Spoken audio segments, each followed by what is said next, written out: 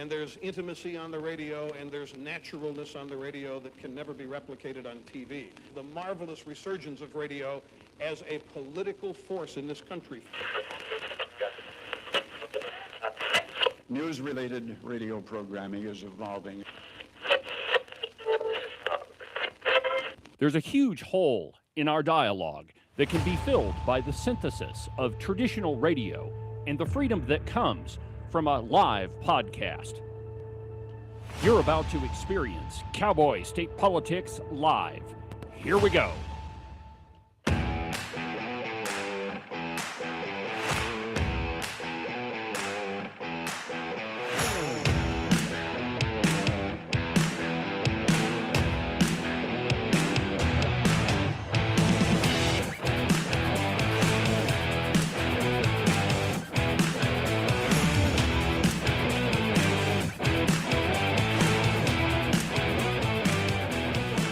Good morning, my friends, and welcome to another tremendous installment from very high above all the puerile and insipid forms of Wyoming mainstream media.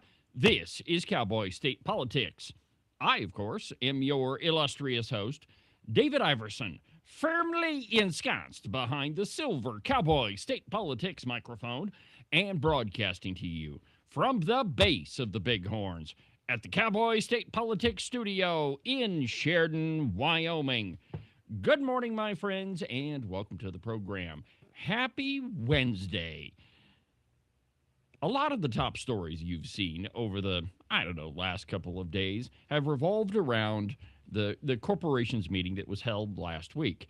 Now, the reason I want to begin here is not that what they were discussing was anything new. It's that what the main argument should be. Now, right now, the filing period is still going on. In fact, it lasts until Friday. But what we experienced before the primary, my guess is when the numbers finally come in and we can put together all of the data, it's very much going to resemble 2018. There was an article not that long ago that a large number of people. Okay, so large needs to be in quotation marks, but a large number of people crossed over and registered registered with the Republican Party. So it could be, independent folks, Democrats, those. But the truth is that the real question is why? Because there is a movement afoot in Wyoming to create open primaries. Now, what is an open primary? That's a primary election that is pretty much devoid of political parties in that everybody gets thrown into one hopper and then they kind of whittle it down. And when you get to the general election, then hopefully you have two or three candidates at the top. It's very, very similar to the jungle primary that California has. So the real question is, why would we want to be like California? Well, there are a number of political actors in this state who very much want to decrease the influence of the Republican Party. Why? Well, because this state, most people are Republicans. In Sheridan, the last number that I heard is that 86% of the people that live here are registered Republicans. Now, that doesn't necessarily mean that all of those are conservative Republicans or all of those are kind of middle-of-the-road folks. But they are registered Republicans. Now, I would contend that any push towards open primaries or jungle primaries or anything like that will inevitably create yet another party. You see, the whole idea of crossover voting is that because most people are Republicans, almost all of the elections really are decided in August and not decided in November. And so the argument goes, and I've heard this from the mouth of county clerks, that if you want to have if you want your vote to matter, well, then you have to register as a Republican, regardless of who you actually are. And that, I think, is the main point here, is that many people, in the political sphere, are saying, well, you have to make sure that your vote matters. But that doesn't say anything about who you are politically. If you're a Democrat, why would you want to register as a Republican? Those are all of all of the things in the platform are the same things that you oppose. I'm pretty sure that if you lined up the Republican Party platform with the Democrat Party platform, they would almost be mirror opposites. Now, of course, Democrats in Wyoming have to argue that they're in favor of guns. They have to go easy. I mean, if they want to be electable, go easy on the whole question of abortion, and still say crazy things like, "Well, it's a woman's body; she ought to be able to choose." But the truth is that you have two opposing parties, and a large number of people, some of those elected, are suggesting that everybody join the Republican Party only because their vote matters. The irony being is if those folks stayed in the Democrat Party where they belong, which that truly lines up with their ideals, well, then the Democrat Party would have more of an influence in this state. But they're not doing that because most people in Wyoming are not Democrats. Most of them are, I would say, center-right Republicans. However, there are districts in Wyoming that are trending more to the Democrat side. Take Johnson County, for example. I would have argued that, a couple of years ago that it was probably a 60-40 split. 40% Democrats and people who are registered as Republicans but still cling to Democrat ideals, and 60% pretty conservative people. And then the 2024 election rolled around. The 2020 election rolled around where 983 people voted for Joe Biden in Johnson County. That's roughly 25% of the population. So fast forward to the 2022 election, in which the very liberal Bill Novotny got reelected, and that there were and Marilyn Connolly, there's another good example. That woman went straight up Democrat from the very beginning in this legislative session.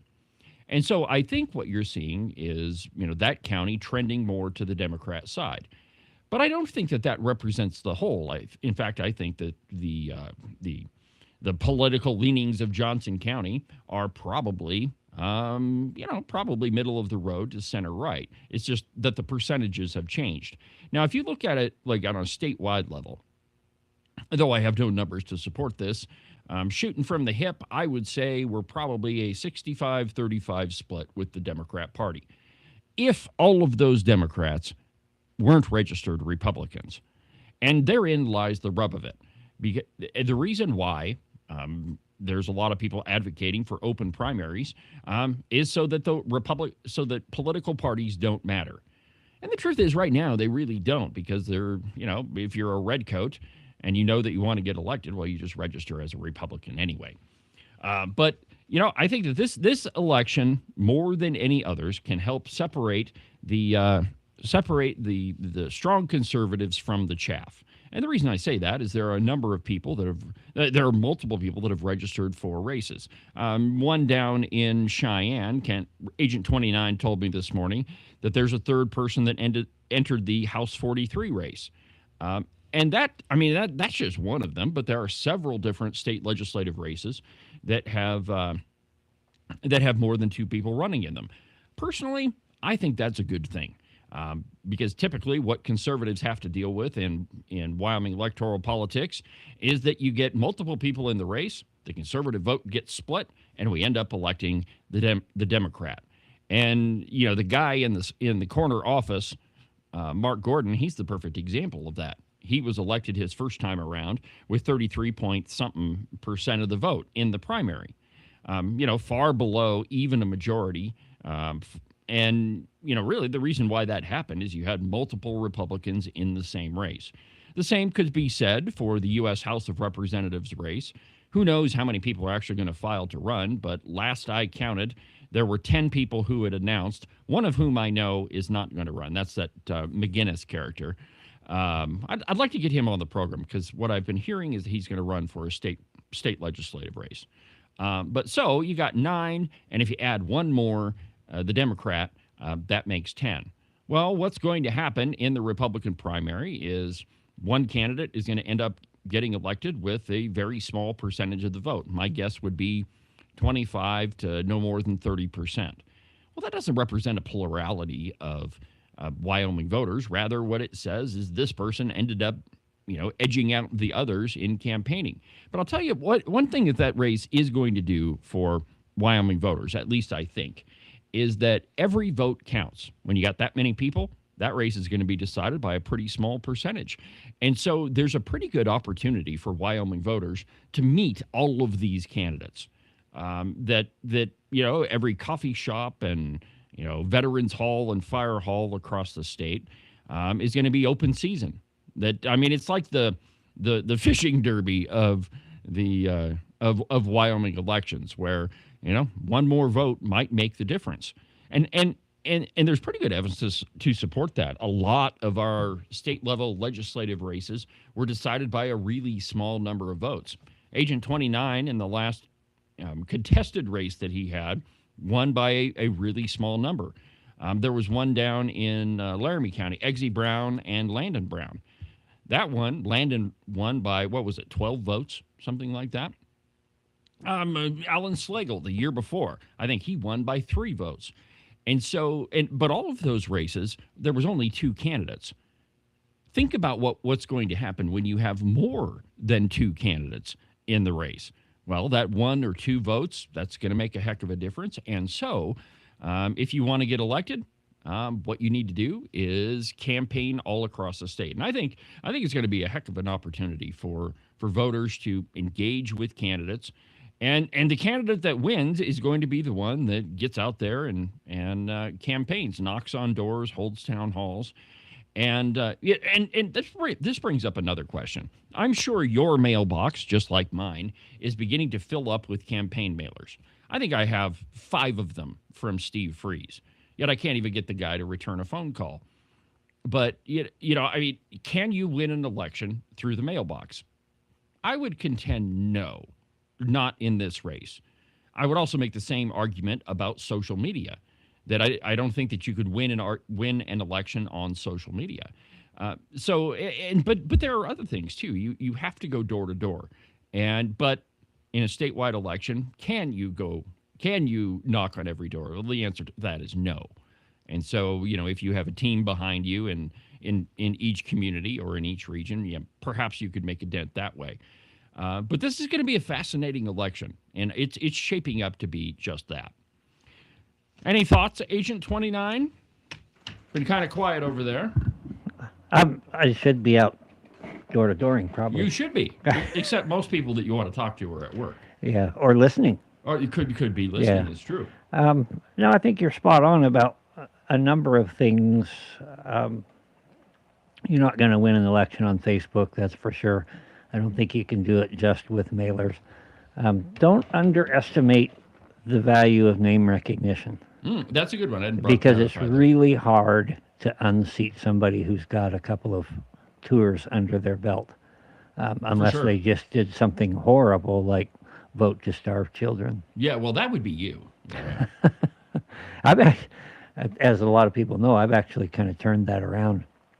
And that, so far, my feedback is that that's working very well. So we'll see. Well, I think you make a good argument, and the way that you presented it was pretty good. We had that piece that it was first published on the Open Range Record. Why did I vote to starve little children? I think was the title of it. But the argument is nobody voted to starve little children because that vote had nothing to do with feeding kids. Yeah, that was about more bureaucracy. It was not about buying food. Well, and that's what the Democrats do. That's what the Redcoats and the Democrats do. They set up a straw man argument like that one. So the vote was about buying computer software and employing one person to run an office. It didn't have anything to do with feeding kids. And so the straw man is, well, this vote was about feeding kids, and why wouldn't you vote to do that? Well, it had nothing to do with that. But I think that you made a pretty good point. But there's another example of that in the Cow Pie, and I think this was published yesterday or the day before. But the title of it is Mike Yin Bristles at Chuck Gray's Plan to Ban Political Party Changes After January 1st. Well, if you watch that committee meeting, this was a very, very small percentage of the discussion. In fact, it was just a real quick exchange between Mike Yin and Chuck Gray. Let me give you the background. So in Friday's Corporations, Elections, and Political Subdivisions Committee, Chuck Gray was presenting his 15 bills or 15 more election reforms that he'd like to see in the upcoming legislative session. We talked about some of those yesterday on the program. One of which was to move the party affiliation change back to January 1st in election years. One of the reasons for that is what I predicted happened almost to the T. That there was a huge campaign to say, "Hey, you have to change your party affiliation by, what was it, May 13th? I think was the date, May 15th, something like that." And I mean, it was in every newspaper. There were multiple interviews on the Cowboy. It was a huge effort. Sheridan Press had a front page article that went to 2 other stops within the newspaper. Yep. It was. It was pretty incredible. And I'm probably going to use that in one of my postcards. Well, I think that you probably should, because the whole point of it was, hey, Democrats, switch over to the Republican Party. And even there was a couple of press releases from the Wyoming Democrat Party that said, no, don't do that. The reason for that is if too many Democrats cross over to the Republican Party, well, then the Democrats might not be a major party anymore, which they only won 10.1%. They were 0.1% away from being a minor party. And what's the difference? Okay, so a major party participates in the primary. I'll tell you one difference is that you don't have to go through the primary process the same way the big parties do. Exactly, right? So a major, could be to their advantage. It might be. Well, so a major party has to go through the primary. So both we have the Republican primary election and we have a Democrat primary election. Now, the state pays for that. And so, you get to Democrats and Republicans from all across the state get to participate in that election. If you are a minor party, you select your candidates at a convention or a caucus, depending on, some of them call it a caucus, some of them call it a convention, but you hold a convention, select your candidates, and that candidate goes to the general election. For example, the Constitution Party, they don't have to have, the filing deadline to run for elective office under the Constitution Party is August 17th. So it's the day before the Republican primary. So they'll hold a caucus or a convention. They'll select their candidate, and that candidate goes on to the November ballot. So there's a lot of advantages to being a major party, notably that the state pays for the primary election for you to participate in. But in that corporations meeting, crossover voting was only a small percentage of it. But let me read you the opening paragraphs of the piece in the Cowboy. And I quote, State Representative Mike Yin argued against a proposal by Chuck Gray to ban political party changes after January 1st in election years. Now, Wyoming lawmakers are pushing to ban voters from changing party affiliation for 7 months of the election year, beginning instead of 3 months, as the law now reads. The conceptual bill draft directive came Friday during the Legislative Joint Corporations, Elections, and Political Subdivisions Committee meeting in Lander. It sets the committee up to consider the proposal in greater detail at its September meeting. The maneuver follows years of controversy about a practice called crossover voting by some Democratic voters. It's not just the Democrats, it's the independents too, and other folks that are not registered Republicans. Registering to vote as Republicans to influence the GOP primary, which is Wyoming's most decisive election across its top offices. The legislature in 2023 passed a bill banning voters from switching parties between about mid-May and the primary election in mid-August of the election year. Before then, you could change your parties at any time, including at the polling location. Secretary of State Chuck Gray on Friday urged legislators to expand the party switching ban, which he called a lockout, to January 1st of the election year instead. Go ahead, Ken, go ahead and play the video. Case First Amendment is what it's called. In this one, Nancy Case argues that, well, we can't change this because it's a First Amendment issue. Watch. Secretary, if you don't mind, Ms. Secretary, I have a question about the crossover process and your proposal to move the registration deadline to the first of the year. I get concerned that we're running into First Amendment issues with respect to the U.S. Constitution, which of course protects our right of free speech, our right to assemble and our right to petition the government. And it would seem to me that the most significant way that we petition our government and drive the direction is through the voting process. And that when you lock people out of choosing a party to effectuate their representatives, you're frustrating their ability to assemble and petition their government. Now listen close to what and so it's a First Amendment issue. And in practicality, I think we see that in Wyoming, in that people have, without the winner of the primary, because we've become a single party state, will be the winner in November most of the time. And that's the issue. To get to the second door, which is the one protected by the Constitution, you've got to go through the first door, which is the primary. So people don't have a choice. And the reason that the numbers have dropped is because they don't have a choice. They've moved to the Republican Party so they can have a choice. Okay, all right. If you move it up to January. Had enough. So Case says people don't have a choice. That is profoundly wrong. What Nancy Case is saying is, well, because we have this Republican primary, you're depriving people of the choice of voting. That's not true at all. It was not that long ago that Wyoming had a Democrat governor. In fact, since 1975, there have been a lot of Democrat governors, and if you throw Jim Geringer in there, it was almost a constant stream of Democrat governors all the way through Freudenthal. So to argue that, well, you're taking away people's choice, no, you're not. People have a choice of which party to associate with. And just to say that it's easier to get elected as a Republican doesn't mean that you're limiting people's choice. It means that you should join the party that reflects your political leanings. That's all that means. It doesn't have anything to do, and correct me if I'm wrong, but I don't think the word vote appears in the First Amendment. And secondly, I think that Case is entirely mistaken about this being a question of being able to address your, petition your government for a redress of grievances. Why is it easier to to get elected in Wyoming as a Republican?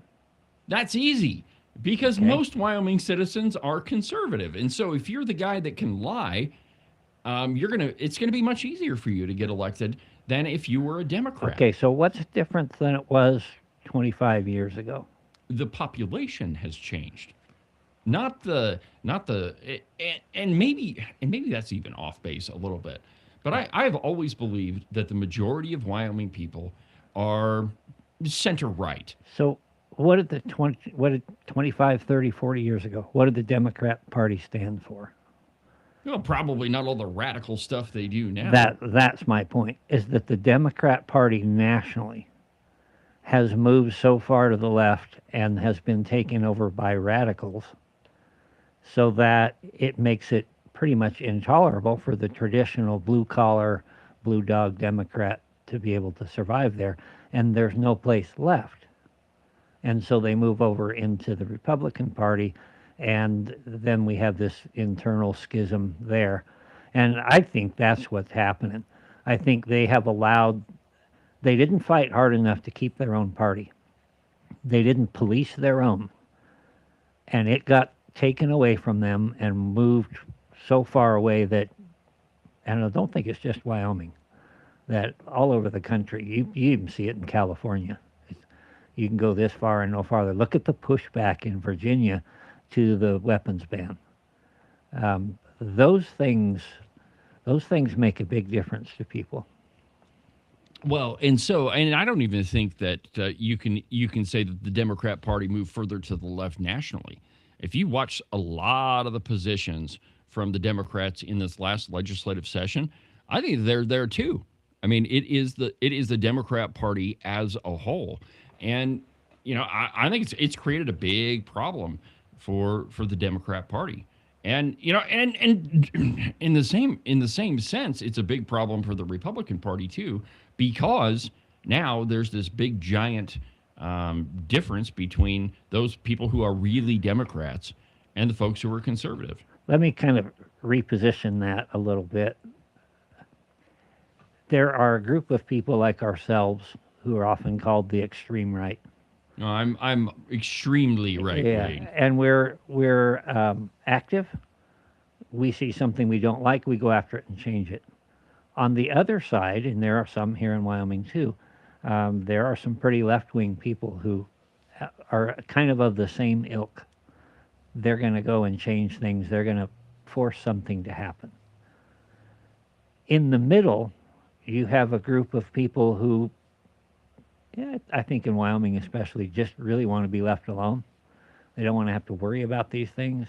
They just want to live their life in relative peace. And as the battle lines heat up between, I'll use their terminology, the extreme left and the extreme right, they feel less at home in any place. And they are the people who, quite frankly, are not necessarily willing to go do what it takes to make change. That's the way that I see it. And we're both sides are having to appeal to a group of people who would rather be left alone.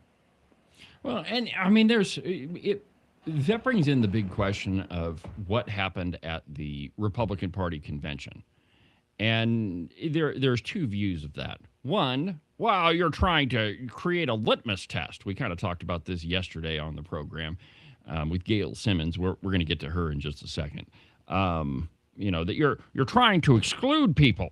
Well, we had a Supreme Court ruling not that long ago that the Supreme Court said, if you're a Democrat, you can't register as a Republican, and because essentially the ruling said you're lying to people. Yeah, we are trying to exclude people to the idea that if we give, and I give every month, I give to the Republican Party. And I really don't like it when I see that money in the general election being given to somebody like Nancy Case. Yeah. Makes me a little bit reluctant to get involved. So I want to make sure that by the time those elections run around, we filtered those people out and that they are actually party members, that they believe the same things that I do, that they stand on the same platform. So let me just posit a question that I've been thinking. Well, you know what? Let's go to a break, and then I'll posit a question. But first, an absolutely outrageous profit timeout. Back in a minute.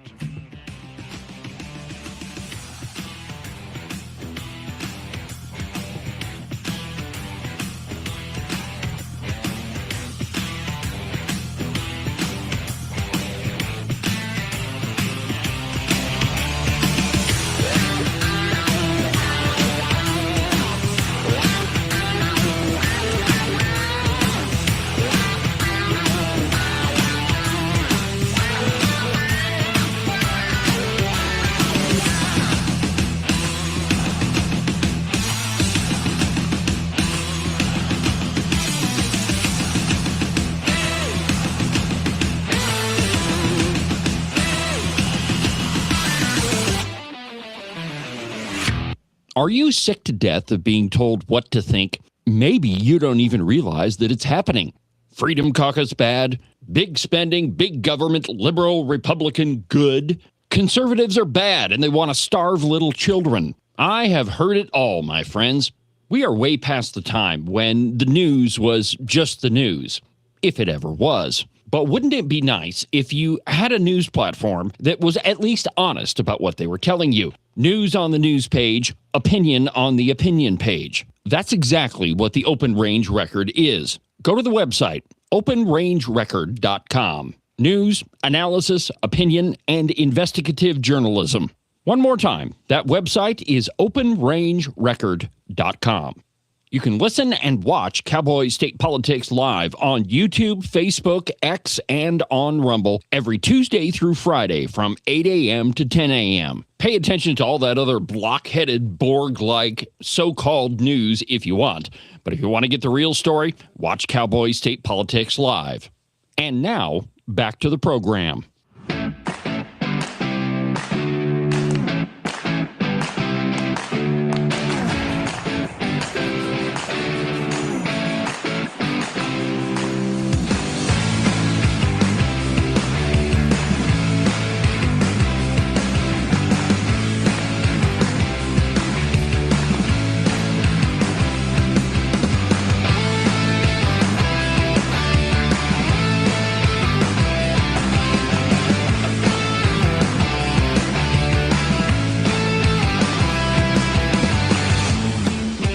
Welcome back to the program, Cowboy State Politics Live on a Wednesday. I'm your host, David Iverson, doing what I was born to do each and every day with talent given to me by God himself.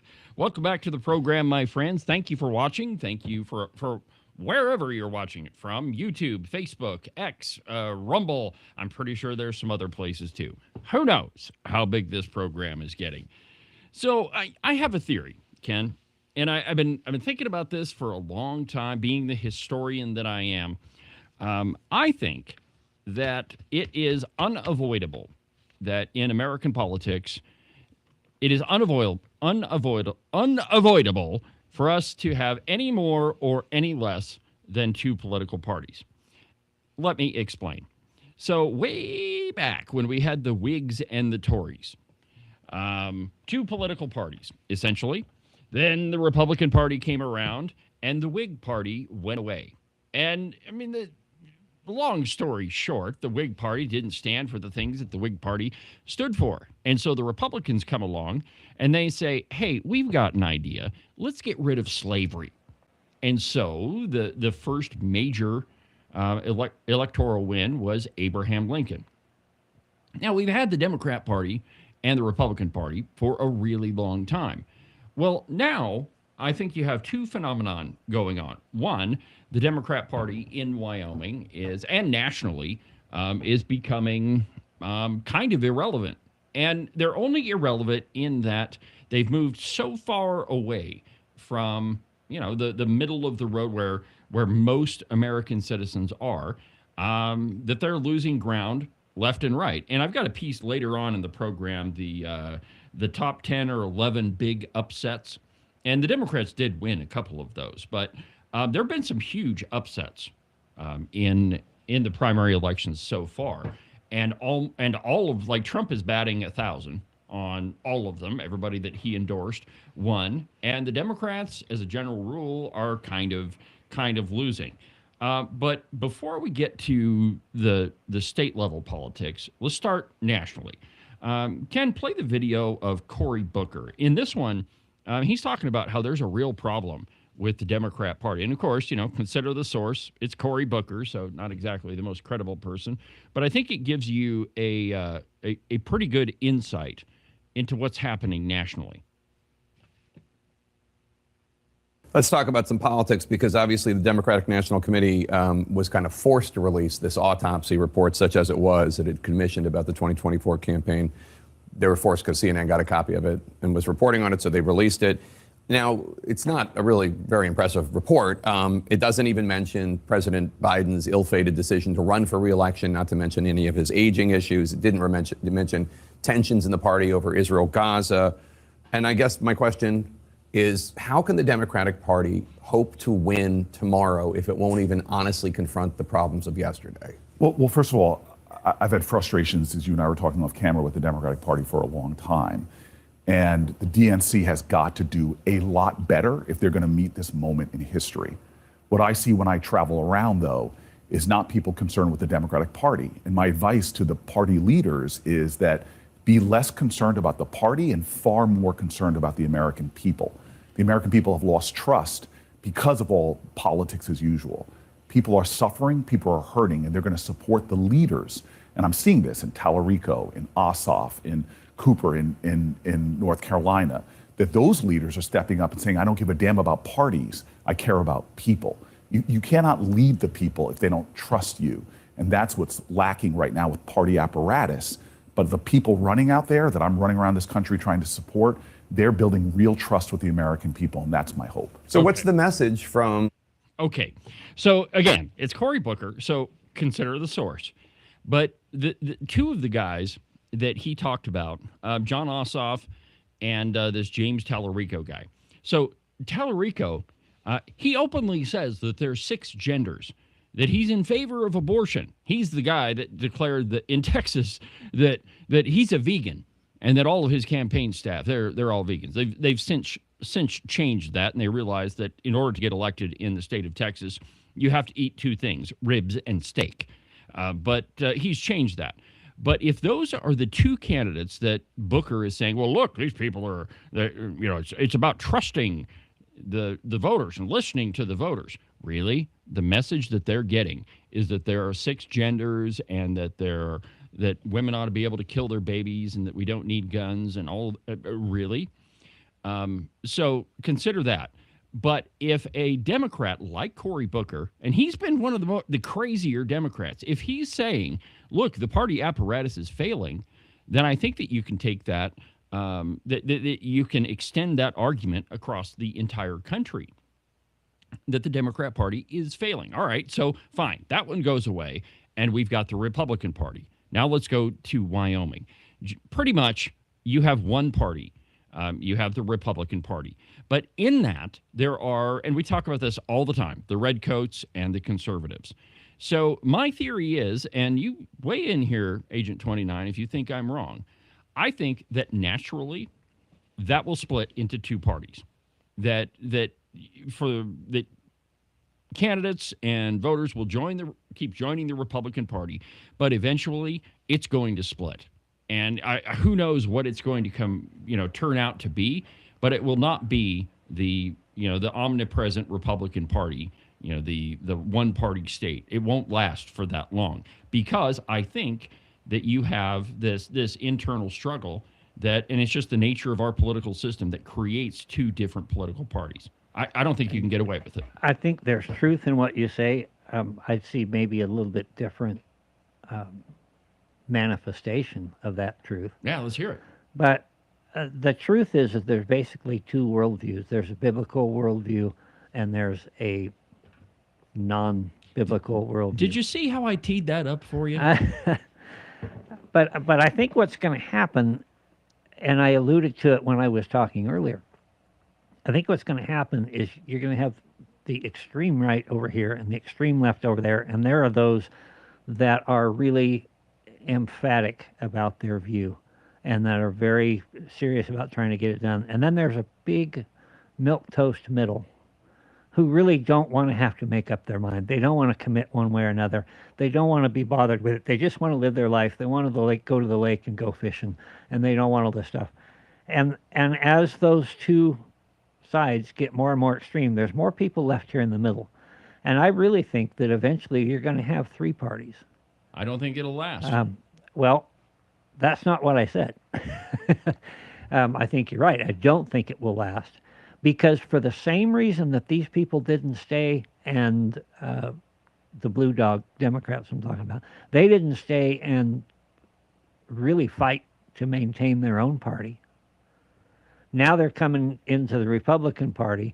I don't think they're going to be able to withstand the fervor of those of us on the right. And they're going to be left in a place. And there are people who, I put it this way, there are a lot of people who make things happen. There are some people that sit around and wonder why. And then there are others that wonder what happened. and that's kind of what we're going to have going here. It takes, politics is a dirty game.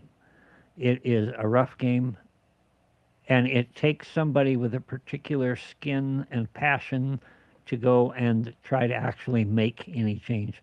Otherwise, things tend to just, it's like I'm trying to think of the terminology in physics where you have atoms moving and then they just gradually slow down, and that's what everything is trying to do, except there are those who are motivated by something other. Well, maybe that makes some sense. Yeah. Well, I think that you're on point. That most people, I mean, I think that the majority of voters are neither, all solidly on the right or solidly on the left. I think the majority of people vote with their pocketbook, and generally speaking, they're more center right. And I think if you look at the country as a whole, and then the last election, if you look at the electoral map, the Electoral College map, what you see is the vast majority of the country ended up being red, and it was only the big population centers that ended up being blue. But I think, going back to my original premise, that I think inevitably you will have 2 parties and that you can't get away from it. I'm not much for prognosticating or predicting what's going to happen, but I'll give you a couple of fence posts to look at. First, it is very rare, if hardly ever, that a third party candidate wins in Wyoming or nationally. There's, as far as I know, the only new president that was elected, new party, only president that was a member of a new party that got elected was Abraham Lincoln. Okay, and that was the Republican Party. Since then, we had Ross Perot. Yeah, he didn't get elected. He was kind of the anomaly. No, he didn't. He didn't make it. No, he did. He did make a big difference in the election. He did, and he's made a difference ever since in various ways. And that's, when I was talking about as the two get farther to the extreme, the mushy middle rises up. But I don't think they're going to have the stamina or the sense of direction. And I don't mean those it sounds worse than what I mean. They don't have the passion that I think it takes to really make it work. And I don't see it ever particularly being successful.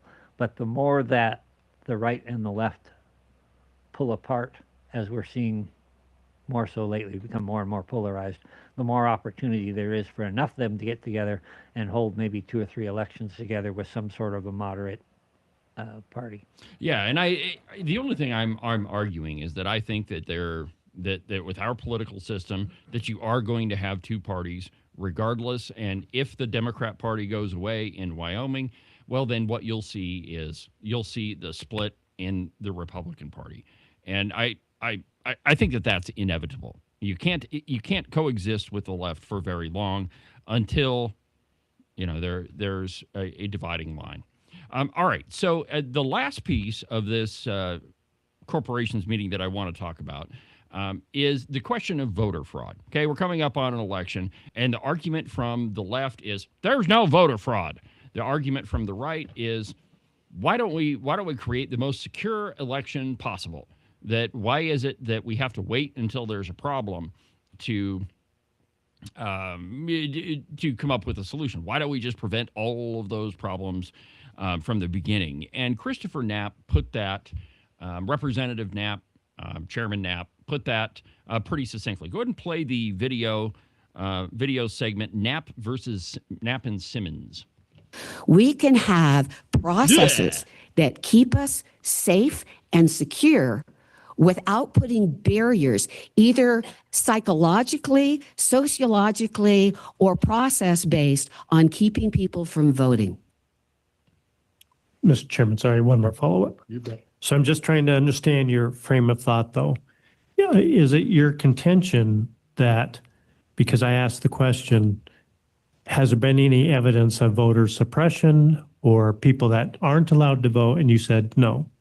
For Wyoming, in other states, maybe. You were the one that brought up other states. I view this as precluding illegal things from going on. When we talk about voter integrity, it is not to make it harder for people to vote. It is a matter of security. So similar to computer fraud, you have antivirus. You install the antivirus before the fraud happens to protect your computer. Is it your thought that the analysis or the data should come from a result of massive computer fraud to justify putting in place a security measure in antivirus? Hold on. So we're going to get real long, all right. everybody. So Nancy has to interrupt that question. I was like, no, wait a minute. There's too much logic here. Chairman Knapp's point is that you don't wait until your house is stolen to put in protections to prevent your house from being stolen. You put barriers in place to prevent fraud before it happens. Similarly, if you think that there's a possibility that there might be some election shenanigans happening, well, then you put measures in place to prevent that. Things such as voter ID, no mail-in ballots except for absentee ballots. And as it relates to the party, that is, people fraudulently, and that's what it is. When you're a Democrat and you register as a Republican, that's a form of fraud. You're lying about who you are. That's exactly what that Supreme Court decision was. Well, you put barriers in place to prevent that fraud from happening. And anybody that has any argument with any of these election integrity measures, if you have a single argument against it, essentially you're saying, well, we should wait until the fraud happens before we make a law. We have laws against murder. You don't, the whole idea is that we make a law. Hey, it's illegal to murder other people. We don't wait until after people are murdered to pass a law. I brought this up on the House floor once, and you would have thought that I was going to get run right out of town. But I talked about other countries where people will get up well before daylight and get on their bicycle and ride all day or walk all day to be able to get to the polls to cast a vote. And then stick their finger in an inkwell. Yeah. And the idea is that voting should be hard. And people don't want to hear that. But anything worth doing is not just like falling off a log. I mentioned another time something that people who have no idea who they're even voting for, they have no business being there. If you can't put in the time to be able to figure out who you're voting for and what that difference makes, you shouldn't be voting. And they look at you and they say, but everybody has a right. Yes, everybody has a right to vote. Everybody also has an obligation for that. It's not something that should just be automatic. And so to make it difficult, no, I'm not trying to make it difficult. Chris expressed that. I simply want to put the gravity on it that it deserves. Well, so, all right. So our first question, are any of these election integrity measures making it difficult? That's Okay. the next thing. What constitutes difficult? I actually have to show a driver's license. What else do you have to do? I'm about to go get on an airplane to fly to Washington, D.C. here in a couple days. Yeah, don't forget your ID. Yeah. Look at all the hoops I got to go through to do that. Well, and it's not, I mean, that's actually kind of complicated in comparison to the other places that you have to present your ID. I don't drink. Okay, I retired at the top of my game as far as that goes. But still, when I go get a 6-pack of fake beer, and this kind of perplexes me, but anyway, because you have to go to a liquor store to buy it, I get ID'd to buy a 6-pack of non-alcoholic beer. If you smoke, you have to present your ID to buy a pack of cigarettes or a can of chew or any of those things. Get into an R-rated movie if you happen to be very close to the age. Yeah, exactly. I mean, there are a whole bunch of places where you have to present your ID, and the argument that securing our ID and enacting voter ID laws is somehow preventing people from voting. That's absurd. It is absolutely absurd. Now, the one argument that might be a little bit persuasive on that is older folks. That these older folks, a lot of them don't drive, and it's really hard for them to get their ID. Have you ever tried to take away the car keys from a family member when it's time? Have you ever tried to do that? It's pretty darn difficult. And so my argument is that having a form of ID is such a normal thing to just about everybody that it is not an impediment to voting. And to transition that driver's license to an ID is not hard either. We had I can use the word because she lived with us for years, a retarded sister-in-law. Oh, that's going to get you unelected. She had Williams syndrome, and she lived with us for a while, and we got her an ID so that she could function in society and do things. It's not hard. No, it's not. But the argument on the left is that, well, we shouldn't have any of these election security measures. We shouldn't have any. Well, the reason why that you would make that argument is that you know that there's fraud happening, and you think that fraud is going to go your way.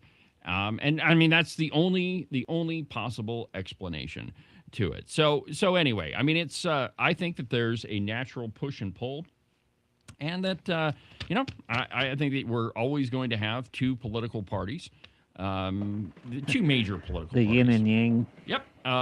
There's a positive and a negative. There's, whatever analogy that you want to use for that. But I would argue that, if things go the way that Nancy Case and Gail Simmons want it to go, that eventually that's going to create two major parties in and of itself. I don't know what they're going to be called. I don't know what it's going to look like. My favorite sandwich in grade school, you'll think this isn't relevant, peanut butter sandwich. Peanut butter and jelly. Love peanut butter and jelly. Do you know that a lot of schools don't even let kids bring peanut butter sandwiches to school anymore? How many condiments are on that sandwich? Yeah. Well, I mean, I like butter on my peanut butter and jelly sandwich. Well, you're weird. I am not. It's I think it tastes good. So, all right. So in about 9 minutes, we're going to have Rebecca Bextel join us and to fill us in to update us on what's been happening with this so-called affordable housing issue that we have in Wyoming. So she's going to be joining us in about 9 minutes. So let's go ahead and take a break. We'll get set up for Rebecca, and we'll be back in just a minute.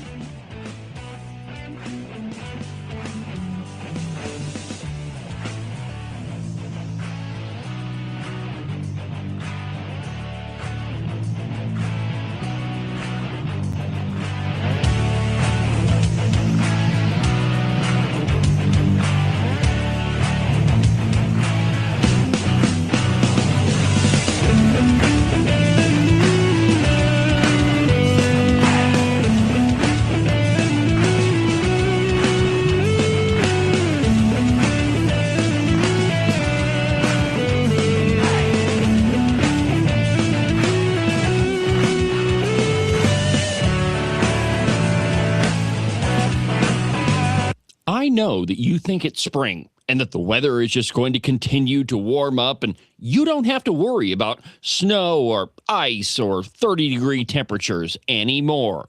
In case you've forgotten, this is Wyoming, my friend, and that sort of thinking doesn't work here. 1 minute, it could be 75 and sunny, and 10 minutes later, snow.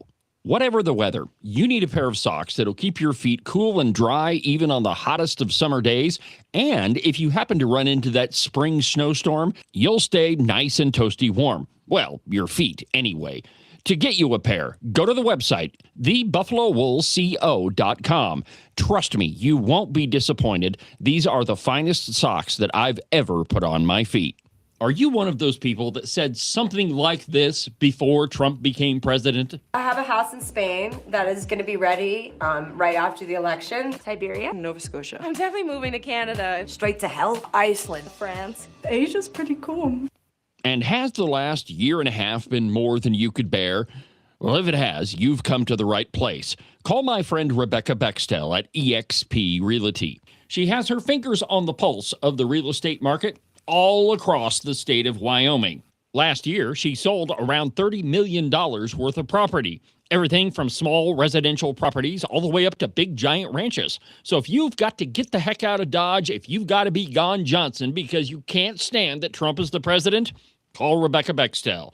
Her phone number is 307-699-3519. Let me say that one more time for you in case you missed it. 307-699-3519. I've never felt the freedom like I do. I feel stronger every day, don't you? Well, I can show you how. A new day, a new way. Watch out, I'm only gonna get stronger. A new day, a new way. Watch out, I'm only gonna get stronger. A new day, a new way. Watch out, I'm only gonna get stronger. A new day, a new way. Watch out, I'm only gonna get stronger. I've never felt the freedom like I do. I feel stronger every day. I'm only gonna get stronger. Cowboy State Politics is only going to get stronger. This program is only going to continue to expand from every county in this state to every state in this country. 60,000 views every single month. Make sure that you don't miss the Cowboy State Politics podcast, which will be published shortly after today's program. Not going to give you any hints on what it's going to be. It'll be a surprise. And of course, don't miss any of the live programs Tuesday through Friday, most of the time, from 8 till 10 a.m. on YouTube, Facebook, X, and on Rumble. Now, Ken, do you watch any late night TV at all? By late night, you mean like after 7 p.m.? Well, I realize that you go to bed pretty early, and sometimes the latest. That happens when you get up in age. Virtually the only TV that I would watch at all, if you could call it TV, would be probably the NFL. Oh, okay. Well, that's not late night. So no, I don't say that I watch a lot of late night. But you never watched Johnny Carson? I did as a child, as a young man. Yes. Okay, David Letterman. Yeah. Very seldom did I listen to David Letterman because I thought he was a jerk. Well, he is kind of a jerk. But the reason I bring those two up, that late night TV was supposed to be funny. You know, people get home from work and you have dinner and you put the kids to bed. Well, after Johnny left, it wasn't funny anymore. Well, I don't know. I think I would disagree. I mean, I always found David Letterman. Conan O'Brien. I didn't like David Letterman. Conan O'Brien. But you know, after you spent several years listening and watching Johnny. Well, yeah, who could compare, right? Well, in my opinion, late night TV has kind of gone downhill a lot. I mean, frankly, I don't even think it's funny anymore. When Stephen Colbert first started, I mean, on Comedy Central, it was funny. I mean, he was making fun of Republicans, but at least there was a little bit of humor to it. And then Trump came along. And everything went political. All of the late night TV shows, it wasn't about being funny. It wasn't about relaxing. It just got nasty. Yeah, it just got real nasty. And fortunately, one of those figures, Stephen Colbert, is now out of a job. Not because of Trump. The reason why his show got canceled is he was losing $40 million a year. Holy crap. You know, if he was making money, not even 40 million. If he was making 10 million a year, I mean, that is, his show was bringing in 10 million a year, he'd still be on the air. Look at The View. Somehow that has survived. Yeah, well, I think that might be an aberration to my theory. But one of the reasons that Stephen Colbert got fired is that, he's not funny and people weren't watching him and advertisers weren't wanting to sign on. Well, he finally did his last program, and here's a scene from his last show.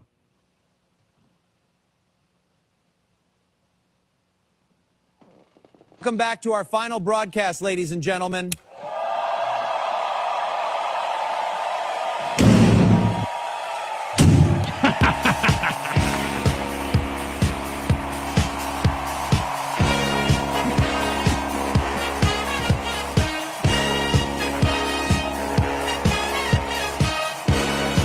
Okay, all right. Not really part of his final show, but it should have been. But the truth is, we are in this place where nothing can be funny anymore. That everything has to be political, and it's really infuriating to me. Let me give you another example. Ken, you're a big music nut, though. You're. I'm not a nut. Yes, you are. I've listened to some of the stuff you listen to. But we have different tastes. But we're musically inclined in our studio. There's several musical instruments. You've made some of them. And, growing up, I was always into rock and roll. You, maybe not so much. And one of the guys that I really liked was Bruce Springsteen. Okay, yeah, I've always known that he was a raging liberal, but I always kind of enjoyed his music, in high school and in college. Born to Run, you have to say Born in the USA was a great song, even though it was very much anti-Vietnam. But I mean, the Cheech and Chong version was better. Born in East LA. Yes. Don't ever do that again. But I really enjoyed Bruce Springsteen, but he too has absolutely gone off the rails. He's not really, the music that he's made is real crappy now. But he recently gave a concert where, he's delivering this anti-Trump screed. But interestingly enough, he doesn't believe it enough that he could do it off the cuff. No. He used a teleprompter. Go ahead and play this, Ken. Plug your ears. You're probably not going to like it. That's happening now. Now watch. The richest men in America have there it abandoned is. the world's poorest children to death and disease through the dismantling of U.S. aid. This is no longer on the front page, but children die every day, and this is happening now. Are they starving children? Well, if they were, you would have voted to starve them. And the world order that kept us safe and at global peace for 80 years. Okay, there's the teleprompter again. Our Enough of this museums crap. are being told. My point is that celebrities think that they can charge people, you know, I bet it's well over $100 a ticket to go see Bruce Springsteen. Well over. And you have a captive audience, and the only thing that you're going to do is preach to them. I mean, it is... Do you remember the Dixie Chicks a few years back? Yeah. They kind of stepped in it. Yeah, they sort of stepped in it and, made sure that nobody would ever buy another record from them. But I am so sick of celebrities trying to tell me how to vote, to tell me what to believe. And it would be one thing if, if they actually had, an educated opinion about it, if they had a point of view instead of just reading talking points. But that's pretty much all that they have. And then when you see that they don't even have the belief in what they're saying, they don't believe in what they're saying enough to not use a teleprompter. I mean, just holy crap. All right. So we're joined today by my pal, Rebecca Bextel. And Rebecca, you've been continuing. First of all, welcome to the program. Thanks for joining. Thank you, David, for having me. Of course. So you're still on this whole so-called affordable housing gig, right? How's that going? I'm a dog on a bone. I can't get off it. They're redesigning Wyoming, and we're letting them. Okay, so I want to talk to you about this because there's a big deal going on in Casper, and I would say that it is probably not only in Casper, but this is one of the bigger ones. We got this housing development. And the only thing that people are told is, look at how great this building is. Isn't this fantastic? These poor people have a place to live. Who owns these buildings? A lot of times it's East Coast equity firms or the Japanese. It's actually a $96 billion fund owned by the Japanese. Oh, wow. So they're not even owned by Wyoming companies. How does it's low-hanging fruit. It's low-hanging fruit around here. How does that happen? How does an East Coast equity firm set up a so-called affordable housing complex in the middle of sparse Wyoming? Because the Wyoming Community Development Authority has total discretion in handing out millions of dollars per year in these federal tax credits. And if you go to eyesonwyoming.com, you'll actually see a video of our Teton County Housing Director saying that it was between two applicants. This is an out-of-state developer named Blue Line. They're based in Montana. She actually says, well, this firm over here is $6 million cheaper, but the WCDA recommends that we go with Blue Line since they know what they're doing. So the taxpayers paid $6 million more. And then we find out that the guy that they recommended used to be their employer. It's just a revolving door. He went from federal programs coordinator to federal programs recipient. And that's how so the WCDA picks and chooses who gets all these millions of dollars. Okay, so now the argument, of course, that they use is, well, look at all these poor people. They got to have a place to live, which I think that, everybody should have a place to live. Everybody has an equal opportunity to, have a nice place. And Yes. The idea being that you work hard and you're able to pay for it. That doesn't necessarily mean that everybody gets to live in a villa in Teton County. I mean, nobody's got a right to live in the wealthiest county in America. I didn't think so. But the same people that are making that argument are also the same folks that say, well, we can't be reducing any property taxes. So you found out something incredible about these developments. Tell me about it. Okay, so in Teton County, I started beating the drum on the properties that I identified. In one case, one of the buildings, it cost $24 million to build. It's located on our historic Teton County Fairgrounds, and the building itself is owned by Redstone Equity based out of Ohio. They put $100 into the project, so it's fully taxpayer A whole funded. $100. Yep. Can yep. I have and can I have my own housing development? Yeah, if only you had put in 100. Skin in the game. But they were receiving property tax exemptions. And so it took a long time and a lot of expensive public record requests, but I was able to show our assessor where this building was owned 99.98% by Redstone Equity. So this year she hit them with the property tax exemption. And I am pretty sure that the developers are the ones sending me a bunch of profanity-laced emails. I don't think the average citizen in Teton County is mad that they're paying property tax. But in that one building's case, we got back $58,000 a year. It would have been more, but we own the land.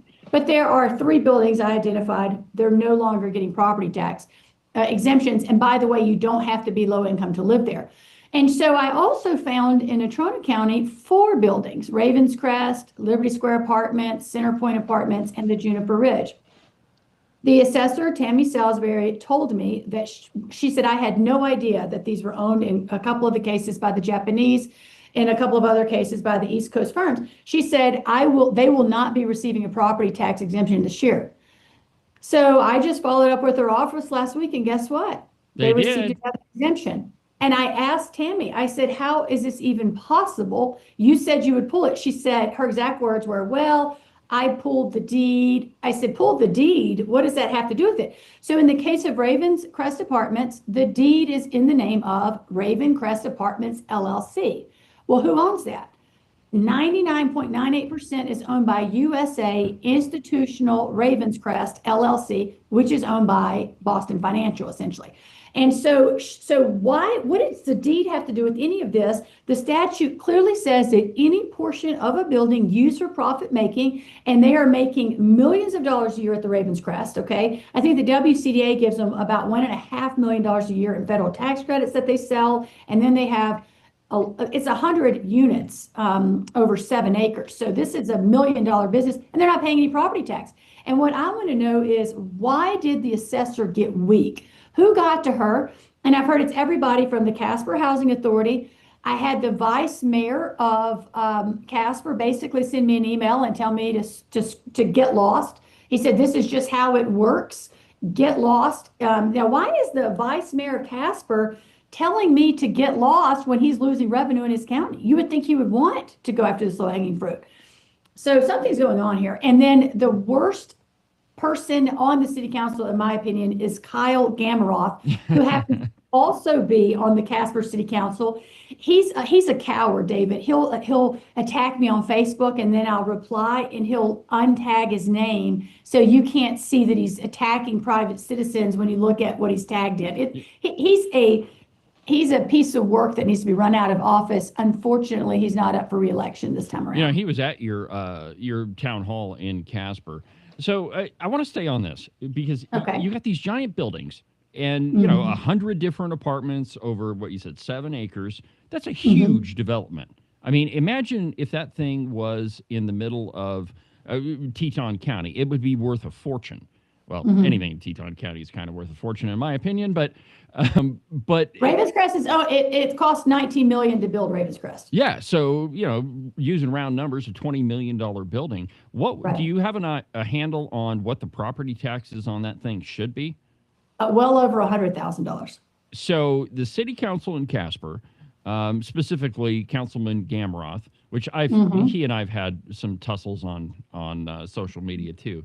But he's trying to get you to back off, you know, exposing that there's no property tax coming from these buildings. That is exactly what he is trying to do. Yep. So what's the end game? I mean, what's going to happen next? Do you got FOIA requests out, or what's going on? Yeah, no, I'm going to sue. So let me just so Mike McIntosh, the vice chair, he identified himself as the vice mayor of the city of Casper. He sent me an email that told me to give it a rest. Just give this a rest.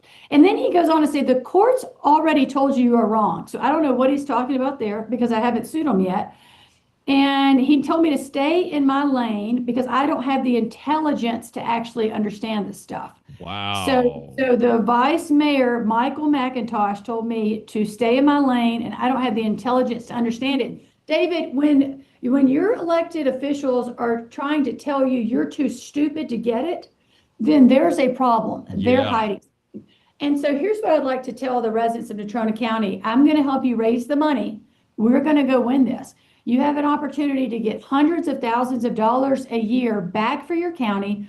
Frankly, we need to run Tammy Salisbury out of office too. If she is so weak that she is scared of the Casper Housing Authority, her job is to assess the value of properties, not pick who the government is going to subsidize.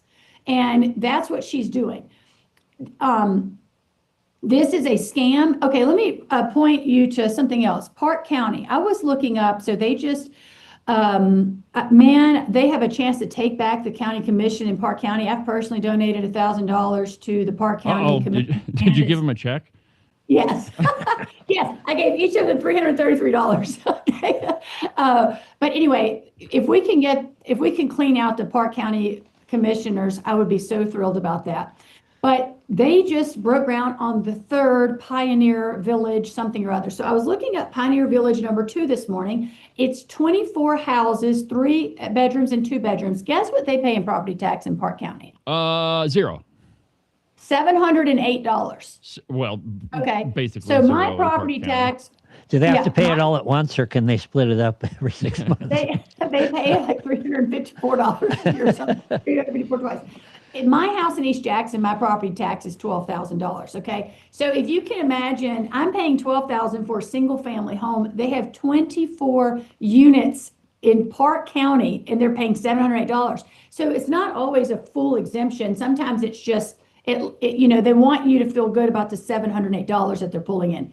David, Ken, when were you going to ask if these low-income people are also on Wyoming Medicaid? Now. Yeah, that's a great question. I'm glad you brought that up, Ken.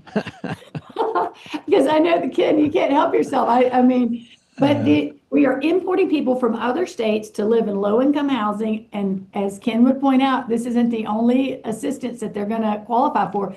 But as I hate to beat the drum, but I've shown y'all where we imported a guy from California with $200,390 in his checking account. He sat right in this office, right here with me in Jackson Hole, right here, and told me he did not live in low-income housing. I said, sir, I don't know what else to tell you.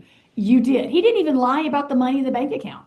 He didn't even know that he was living in an apartment that was for low-income individuals. Nope, he actually tried to be a little bit flirtatious at one point, and I wanted to say, sir, a man, an able-bodied man, sucking a government program. If you think that turns me on, you got another thing coming. Okay, like, you are first, I'm happily married. Number 2, you're an able-bodied man living in low-income housing. Okay, wow. Get the hell out of here. Wow, that's incredible. And you know, the only job of the county assessor is to assess taxes fairly and uniformly. That's what their charge is. And the reason why we elect a county assessor, I mean, the main qualification, I think, is supposed to be, will you assess the taxes fairly across the whole county? And that is, you know, even the people that are going to argue that, oh, you shouldn't increase my taxes. Or, you know, I deserve a tax exemption or whatever. But the job of the assessor is to say, no, you're going to pay your taxes. That's their job.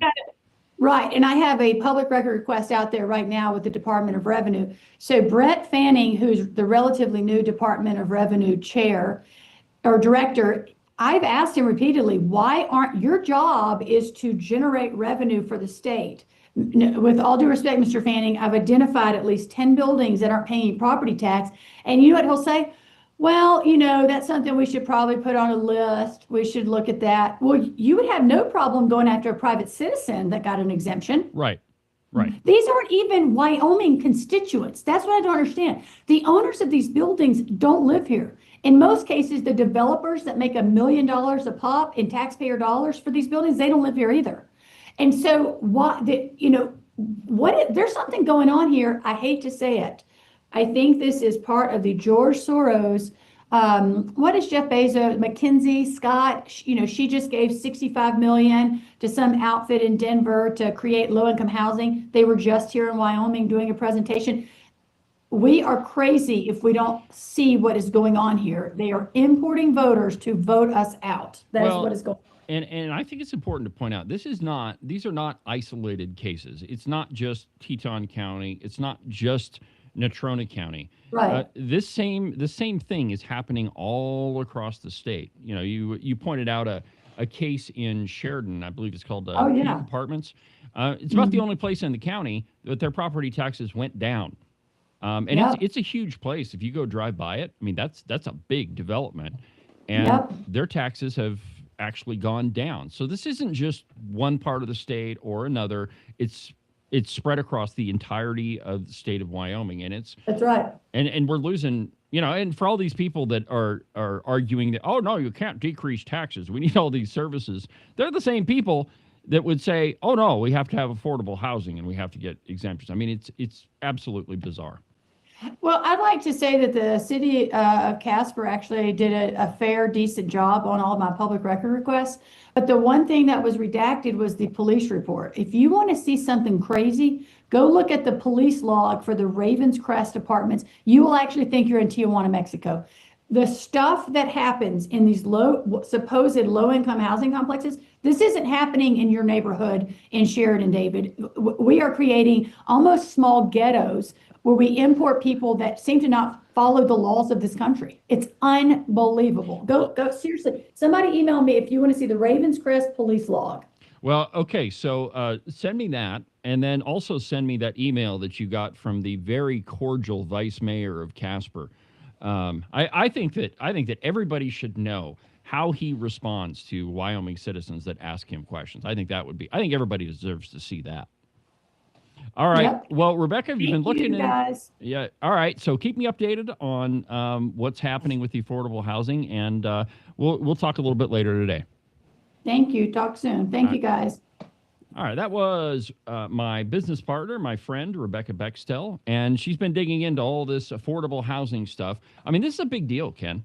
You know, all these bleeding heart liberals scream about, how property values are going up and nobody can afford to live here. And then they cook up a scheme to where people make millions of dollars, and the people that own the properties don't even live in Wyoming. I mean, I find that to be, just absolutely outrageous. I probably shouldn't even say anything, but that fire in Cheyenne, I really want to know who was building that building. I have a lot of questions. Yeah, I mean, that thing, I've actually got a picture of it right here. Okay. Yeah, well, it's kind of a crappy picture. Maybe there's another one. Here's a video. Okay, I'm going to show them my monitor, Ken.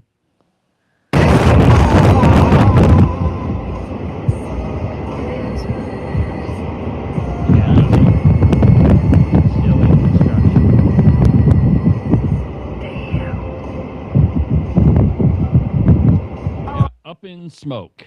It'd be interesting to find out, like you say, who owned that thing. Yeah. I mean, just absolutely incredible. It looks to me like some sort of affordable housing complex, and I wonder, where state money is going there. I wonder. I hate to react that way. But. Well, I mean, you never know, man. I mean, there's so much of like taxpayer dollars that's flowing into, and every state has fraud. Every one of them. In Minnesota, it's the Leering Center. In California, it's all of these, hospice homes, elder care establishments that are set up. But every state has their own version of fraud, and this one might be ours. This so-called affordable housing business. All right, so let's kind of go to some national news. Have you paid any attention, Ken? You probably not. To what's happening in... I have a very short attention span. You know that. I do know that. But have you looked to see what's been happening in Seattle? No. Okay. I try to avoid Seattle. However, I think there's a really good example of something that's happening nationally. On the other left coast, we have Mamdani in New York, which yesterday... Was it yesterday? Yesterday or the day before? He came out and said that he is absolutely going to seize property from what he says are... bad landlords, people that aren't taking care of their property. He's just going to seize it. Maybe New Yorkers should have, looked into him before they voted for him. But on the left coast, we have this new mayor of Seattle. This is from the New York Post.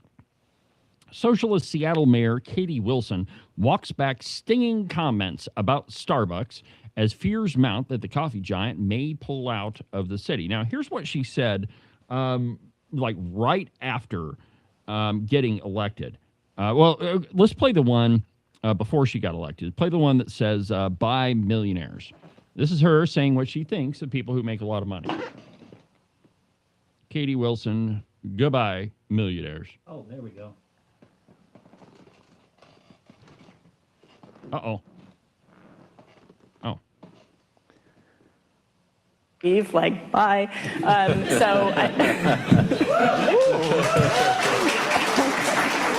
Okay, let's replay it since we missed the right. missed the beginning. I think the claims that millionaires are going to leave our state are like super overblown, and if the ones that leave, like, bye. Okay, now remember, Katie Wilson has really never had a real job. At the time she was elected, I'm sure this has changed, but at the time she was elected, she lived in her parents' basement. And, there's a lot of people that get really into political theory. Many of them turn out to be socialists. And it sounds good in theory. Hey, we're going to take all the millionaires, and we don't need millionaires anyway. All the while, it's generally speaking the millionaires who own businesses. She obviously never read Atlas Shrugged, and if she did, she didn't understand it. Well, she probably didn't get past page 50. Okay, so that was her before the election. Okay, so I really don't think these millionaires are leaving, and if they are, bye-bye. And then this was right after she got elected. So she was mayor-elect. This one's, I think it's titled Not Buying Starbucks. Play that one. Join them on their picket line and proud to say loud and clear, I am not buying Starbucks and you should not either. Okay, so Starbucks is, when you think of Seattle, what do you think of? You may think of the Seattle Seahawks. Space Needle. Okay, the Space Needle. What's the big company you think of when you hear the name Seattle? No, it's Starbucks. It's Starbucks, right? They employ a tremendous amount of people. Even in Sheridan, you walk into the Starbucks here, and there's at least a half a dozen people that are working there. I don't know why. I don't know. I don't drink Starbucks. The lovely Christine likes a London Fog every once in a while. By the way, if you're going to go buy her one, it needs to be almond milk, not regular milk. But in just about every American city, there's a Starbucks. And in Seattle, there's a huge number of them. That's where their corporate headquarters were. Well, now that Wilson is the mayor and she's realized that you need businesses to employ people, she's decided to walk back some of her comments. This is what the New York Post says. Wilson, 43, issued a terse mea culpa to the New York Times this week as questions swirl about whether the liberal Northwest city can attract and retain businesses, including Starbucks, which recently chose to expand its footprint into Tennessee. Now, right after Katie Wilson made those comments that, bye-bye, I'm not buying Starbucks, you shouldn't either, the Starbucks CEO said, well, maybe we'll move our corporate headquarters to Nashville. And then she realized that would eliminate a tremendous amount of jobs in Seattle. So the figure I heard, and maybe it's in, I don't see it in this article, but in looking into this one this morning, I think I saw the number that Starbucks employs around 6,000 people in Seattle, and 2,000 of them are in their corporate office. So I don't know why a corporate office needs 2,000 employees, but they have it. And so anyway, the CEO of Starbucks said, okay, well, if you don't want us there, then we'll move to Nashville and we'll just be done with it. Now, since then, he's kind of walked that back and said that he's just going to open an office in Nashville and keep the corporate headquarters in Starbucks.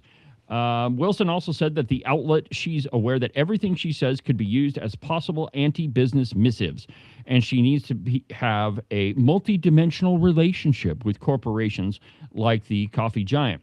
Starbucks recently revealed that it's going to build the 2,000-person corporate office in Nashville, which fueled concern that the business could leave its hometown city high and dry. Wilson insisted later this week that her office and Starbucks have a good relationship, and the snub in favor of Nashville was not a surprise.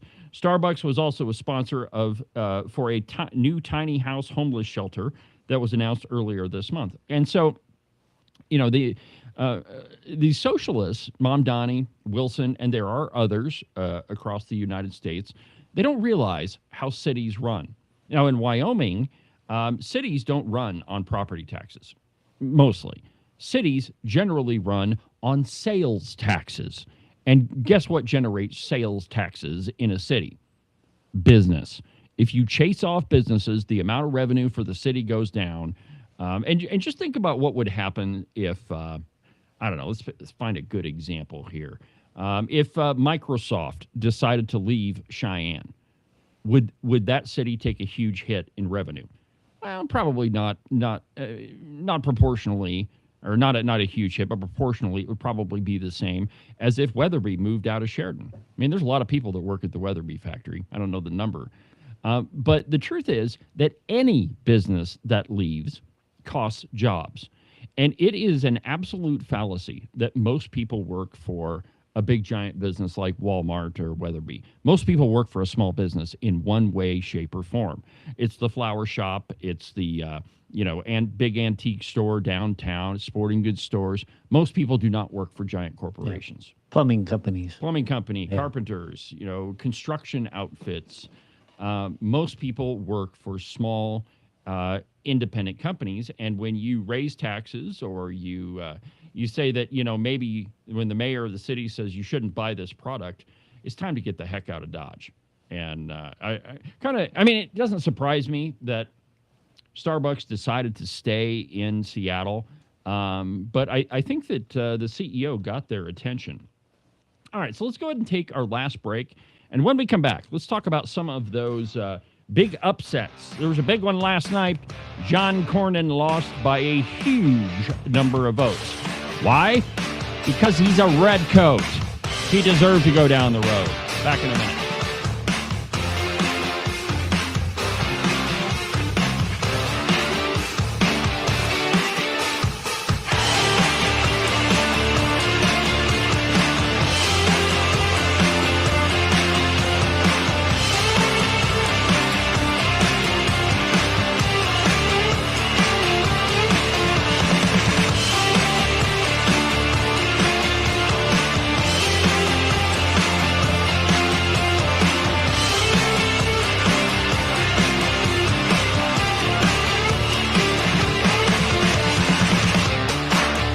Are you watching what's happening in our country and asking, what can I do? Join the John Birch Society in Salt Lake City, June 6th, for a powerful one-day conference. The day includes a host of respected speakers, 2 meals, and meaningful connections. You'll gain clarity on the issues and walk away with practical steps you can take to your community. Reserve your seat today at jbs.org/SLC26. That's jbs.org/SLC26. One of those speakers at the Salt Lake City event will be yours truly. That's right, my friends. I'm one of the keynote speakers at the JBS 2026 conference. So join me in Salt Lake City if you want to see me. The following ad was paid for by Brent Bean for governor. You won't find him leading a horse out of a barn or leaning against a corral with the sun setting behind him, because Wyomingites don't need a candidate who creates a good photo op. What you will find is a hard-working, experienced leader who believes Wyoming should always come first. A conservative grounded in strong values and steady principles. Ready to lead Wyoming the right way. Brent Bean for governor. Today's program is also brought to you by Morton Buildings. If you're in the market for any type of building for your property, you need to call Marcos and Jesse at Morton Buildings. Their phone number is 307-674-2532. They're the best in metal building construction, and they've been doing it longer than anybody else around. So it doesn't matter if it's a garage or a barn or maybe something bigger, like a roping arena or maybe a giant warehouse for your business. The 2 guys you need to call first are Marcos and Jesse. Again, their phone number is 307-674-2532, or you can check them out on their website, mortonbuildings.com.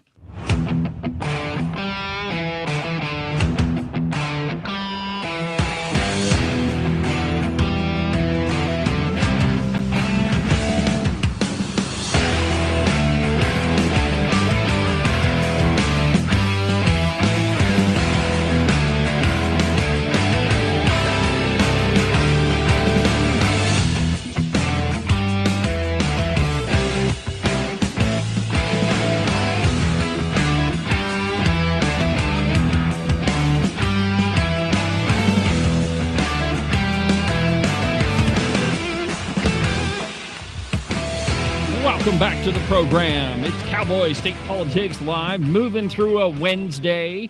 Wyoming's conservative voice. I'm your host, David Iverson, documented to be almost always right over 99% of the time. Yeah, but you do the documentation yourself, so hey. It's not hard. I'd be willing to show it to you. I explained it yesterday.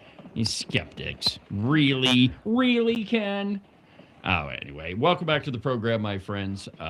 Thank you for watching. Thank you for everything you do for the program. There have been a lot of really big political upsets the last couple of weeks. A big one last night was Ken Paxton took out John Cornyn.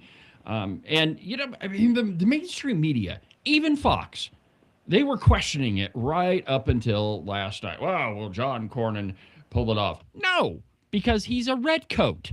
And Americans are sick of the Republicrats in Washington, D.C. You ever notice that it doesn't matter who we elect?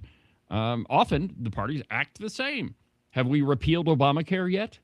No. Do we have the Save America Act passed? No, because John Thune won't push it through the Senate. I mean, it's the same story all the time, and voters are sick of it. There are 3 Johns up there, and I don't think there's a whit of separation between them. Nope. Thune and Cornyn. Cornyn's gone now. I think that Barrasso, though, has been smart enough not to want to be the lead guy. Well, I mean, if you want to, yeah. Because, you know, I'll be like the second guy. I'll be number 2 or number 3. Yeah, I don't want to take the brunt of it. But, you know, Barrasso, he's, for all of my problems with him, you get like 1.5 good years out of 4 out of him. Yeah, right before an election, he starts voting right, and then, you know, the rest of the time, he's a little wishy-washy. The one thing about Barrasso is you know what you're getting. This is true. He's been pretty consistent for a long time. Generally speaking, he's pretty conservative. I mean, if you put him up against John Thune or John Cornyn or, you know, and I would throw Mitch McConnell in there, but if you wanted to find John Barrasso, you just find Mitch McConnell and see him. Yeah, it's like the parrot on the shoulder of the pirate. But, you know, like you say, you know what you're getting, and I think for the most part, you know, all things being equal, he's way more conservative than some of his colleagues. But there's a piece in the Daily Caller, and it's the 10 biggest election upsets of 2026 so far. Now, the Ken Paxton, John Cornyn one was not listed. I added that one. But some of these are Democrats, too. So on January 31st, a Democrat flipped a Trump state Senate seat. This is Taylor Ramett, a 33-year-old union leader and Air Force veteran, closed out the first month of 26 by flipping a Texas state Senate seat President Donald Trump carried by 17 percentage points in the 2024 election. So there's one Democrat win.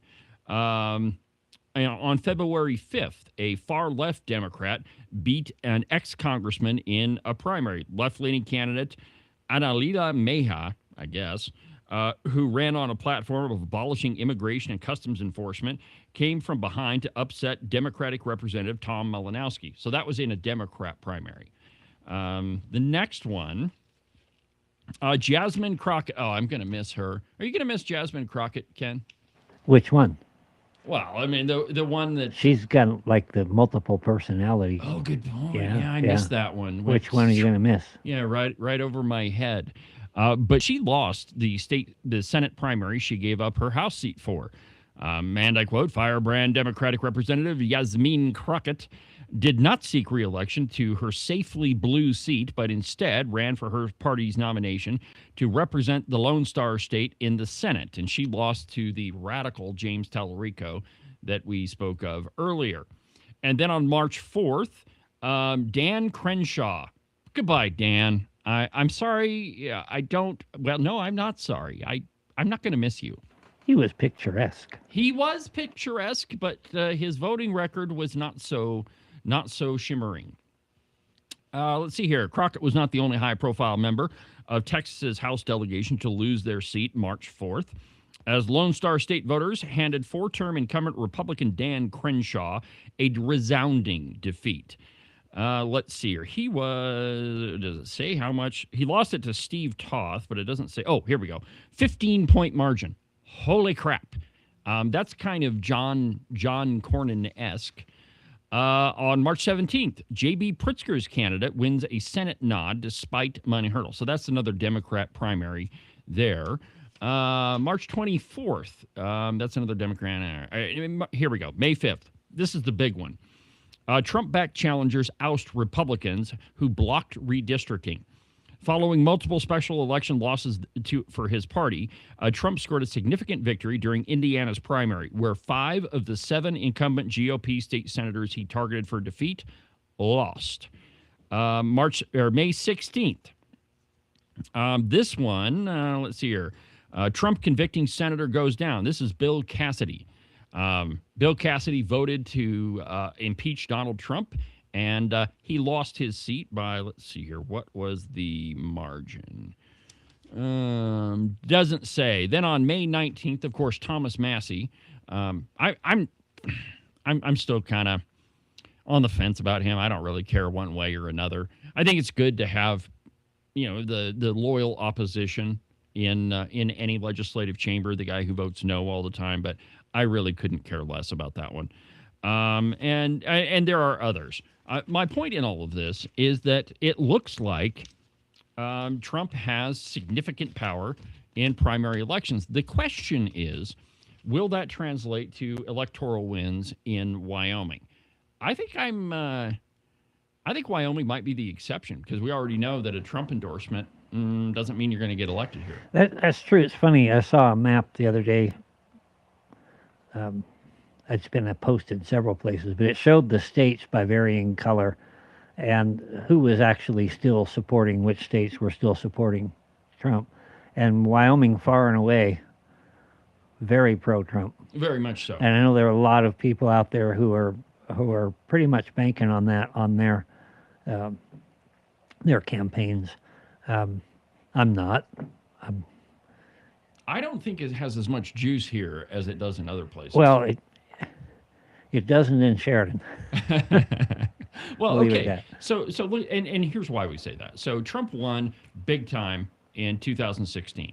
In Wyoming, 73% of the people of registered voters voted for Donald Trump. So in the 2020 election, he endorses Brian Schrader for state superintendent of public instruction. Megan Felder beat Schrader, and she didn't have the Trump endorsement there. So I don't know that a Trump endorsement has as much stroke here as it may in other places. So you and I have crisscrossed the state quite a bit recently. A lot. And in the governor's race, there is one Trump-endorsed candidate, which is Megan Felder. And yet, as I drove across 480 miles one way, I did not see one Megan sign. No, and that was, I noticed that too. Now, there were, a mix of Barlow and Brent Bean signs, but I didn't see. Yeah. No, I take that back. I did see one. Where was it? I can't remember. Anyway, I did see one Degenfelder sign. But, it's a big question, right? When you're running for office, you've got the Trump endorsement. How far, is that going to carry you? I think it goes a ways. And to be fair, different campaigns come out in different sequences. She may not have released a bunch of signs yet, but it is kind of telling when you look and there's Barlow and Bean signs everywhere, and I didn't see anything from Megan. So let me ask you another question. So in the governor's race, Brent Bean, and I'm sure you've seen this. So I don't know that he has any high-profile endorsements. At least I haven't seen one. But what he is doing, and I think this is creative, is that there are a lot of people that it's like, what does he call it? Like citizen endorsement or? Yeah. He's definitely got a grassroots thing going. How big and how effective that will be remains to be seen. But if you drive around and you know the properties and you see where the Barlow signs are, there are a lot of corporations that own properties, and you can put them up wherever we own the properties, that sort of thing. And there's this definite difference between the elite and the common. Yeah, that's, we were talking about that when we drove through the basin going to Jackson. The folks that had being signs, there's one of them I love, right? You drive by this property and it kind of looks like a junkyard. I mean, there are old cars, parked in various places on the property, and right up by the highway, there's this old truck. I think it'd be a pretty cool old truck if you fixed it up. I think that's my son's place, I think. It might be. I don't know. But on the side of the truck is this giant Brent Bean sign. You go down the road a little bit more, and there's another house that's got some, various pieces of equipment of varying ages, and there's a big Bean sign.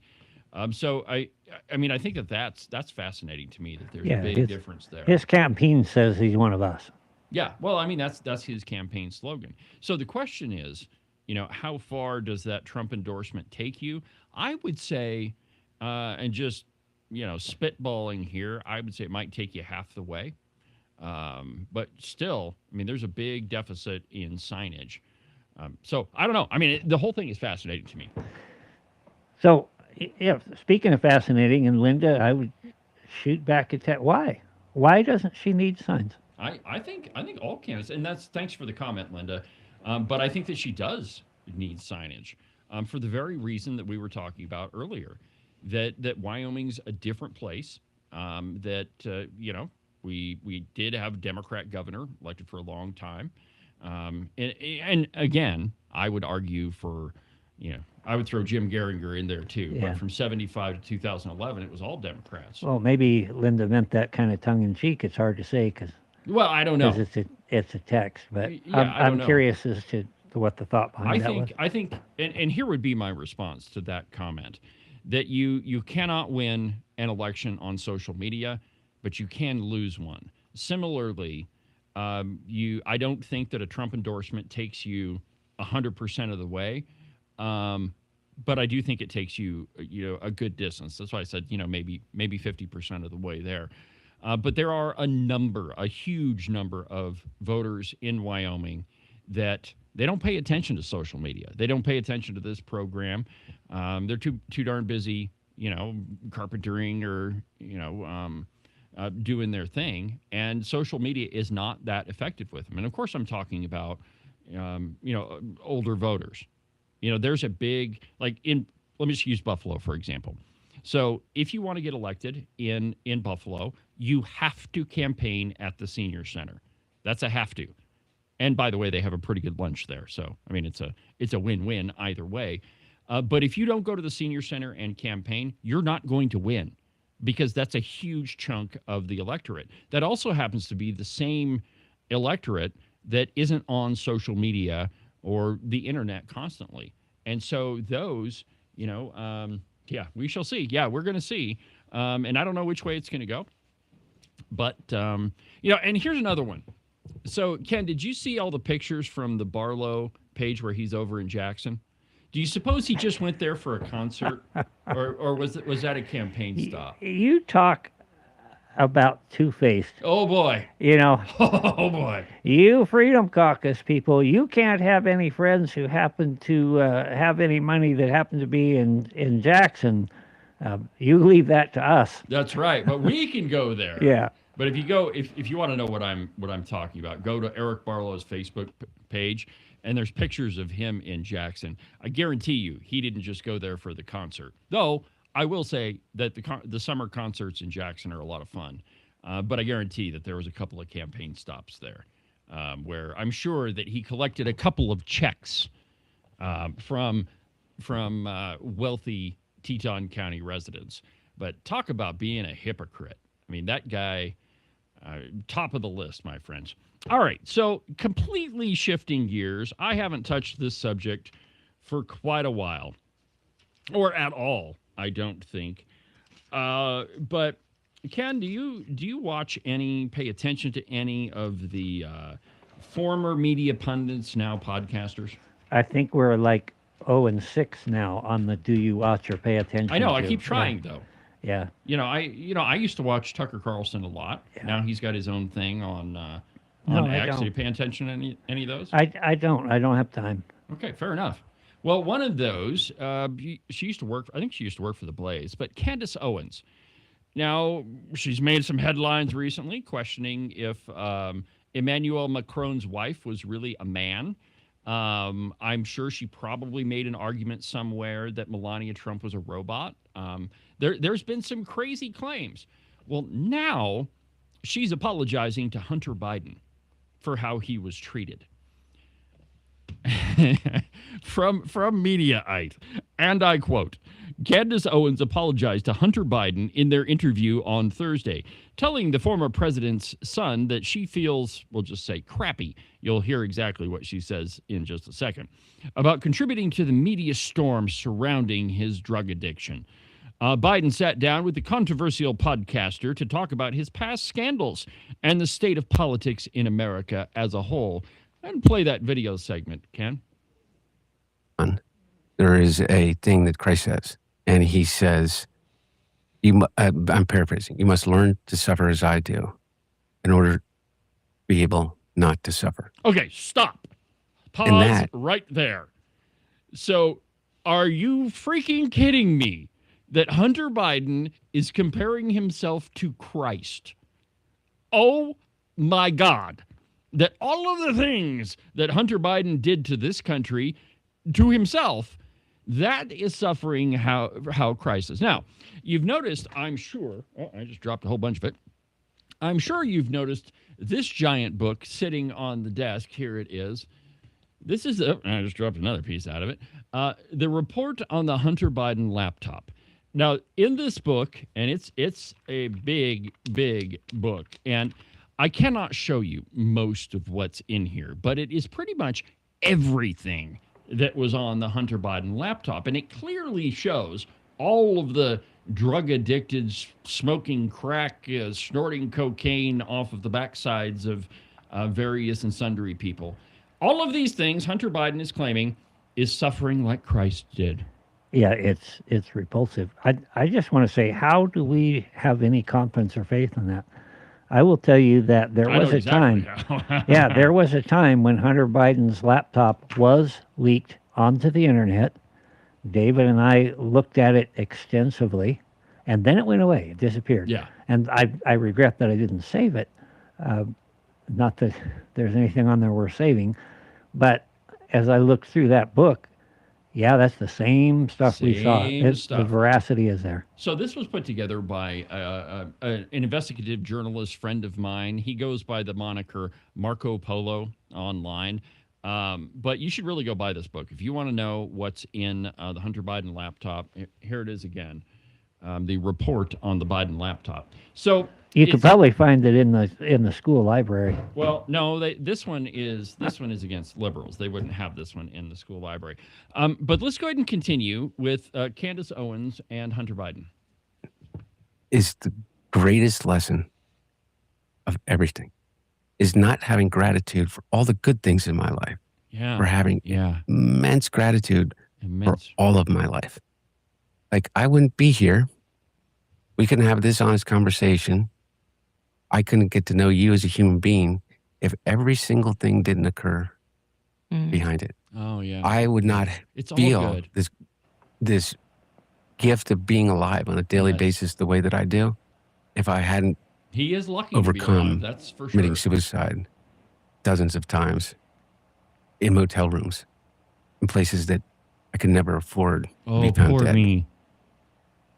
You know, and it's that piece of life that, like, the only way I got it is when they just tore off all my clothes. Yeah. Yeah. Tarred and feathered me. He had nothing and to put do me with that. in the center of town. It was everybody else. And said, "Look at him." And I survived. Oh, the humanity. When you survive that, you kind of go, what am I going to do with my life? Survivor. Well, number one thing I want to do with my life is, number one, take care of me. Yeah. Yeah. Number one thing. You take care of me. I feel like I have to say, like, children. I'm really sorry that I contributed to that. Like, I just feel really shitty. Like, I feel guilty because, like, hearing you talk about, I mean, basically having the worst moments of your life. Like, I always speak about on my show how a lot of these kids growing up aren't going to even know what it was like before social media, where you could just make a mistake and like have that be over. Yeah. And you got to grow up, and now it's like they're claiming digging and they're finding Macron's people's wife is a tweets from when man. they're 17. They're an idiot. They wrote the N-word once, and they like want to hang them when they're 40. And I just I just saw you as a caricature, and it was definitely, like I said, like feeling gaslit by the political machine, convinced that it was just the left that partook in this political machine. And I just like really want to say, like, genuinely, like, I'm so sorry that I just didn't even consider he's a crackhead. And like, you know, like that's actually a very relatable thing. Okay, and all right, he all right, shouldn't that's be. enough of that. So my wife has what she calls a creepometer. Yeah, yeah. And mine is not nearly as finely tuned as hers is. Did she develop But that around Reed Reisner? we won't go there. But I listen to Hunter there. And the hair on the back of my neck stands up, and that guy, my creepometer goes off. There's one big takeaway here. When liberals screw up, when they do horrible stuff, and by the way, this book is, let's see if the pages are numbered. This book is over 600 pages long, and just about every single page, there's another different thing that Hunter Biden did. There's over 600 pages in this book. Now, when the left screws up, it doesn't shock me at all that Candace Owens is playing into this. But when the left does stuff like this horrible, accepting millions of dollars from foreign companies, all of the influence peddling, everything that Hunter Biden did, it's oh man, I didn't realize that you were a drug addict. I'm so sorry. But when it's a conservative that does this, and it doesn't matter how minor the infraction, when it's a conservative, well, then we have to hang them in the town square, put them in the stockade. We have to completely destroy their lives. Look at what they're trying to do to Darren Smith right now.